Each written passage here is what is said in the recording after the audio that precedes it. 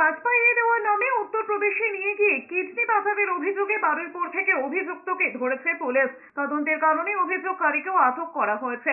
জানা গিয়েছে, বারুইপুরের হিমসি এলাকার বাসিন্দা শামসুদ্দিন লস্করকে হাসপাতালে কাজ দেওয়ার নাম করে মাস তিনেক আগে উত্তরপ্রদেশে নিয়ে গিয়েছিলেন হুগলির বাসিন্দা শুভ ভট্টাচার্য। অভিযোগ, সেখানে নিয়ে গিয়ে একটি কোচলে আটকে রেখে মোবাইল কেড়ে নেওয়া হয়। এরপর মারধর করে ভয় দেখিয়ে কিডনি দিতে বাধ্য করা হয়। শামসুদ্দিনের আরো অভিযোগ, উত্তরপ্রদেশের একটি হাসপাতালে তার অপারেশন হয়, তবে কিডনি নেওয়ার পর তাকে 7 লাখ টাকা দেওয়ার কথা জানিয়েছিলেন শুভ। প্রথমে ব্যাংক অ্যাকাউন্টে 2 লাখ টাকা পাঠিয়ে দেওয়া হয়। শামসুদ্দিনও বাড়ি ফিরে যান, কিন্তু আর কোনো টাকা দেওয়া হয়নি বলে অভিযোগ। শুক্রবার বারুইপুর বিডিও অফিসে শুভকে দেখতে পেয়ে তাকে ধরেন শামসুদ্দিন।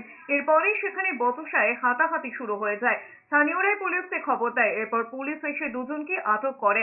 এদের জেরা করে কিডনি পাচার চক্রে হদিশ পেতে চাইছে পুলিশ। ভিডিও অফিসে এলাম, এসে এদের ধরপাকড় করলো। ভিডিও সাহেবকে বললাম, ভিডিও সাহেব থানায় ফোন করলো। পরে এদেরকে ইন্টারোগেট করে জানা গেল যে এরা দুজনই এই ঘটনায় জড়িত। একজনের কিডনি নিয়েছে, তাকে 2 লাখ টাকা দিয়েছে, আর 5 লাখ টাকা দেয়নি। আর এরা বলছে যে আমি এই ঘটনা ঘটেছি। তারপর আরো কারা কারা সব আছে, কি সব নাম টাম বললো, পিঙ্কি ফিঙ্কি কারা কি সব আছে।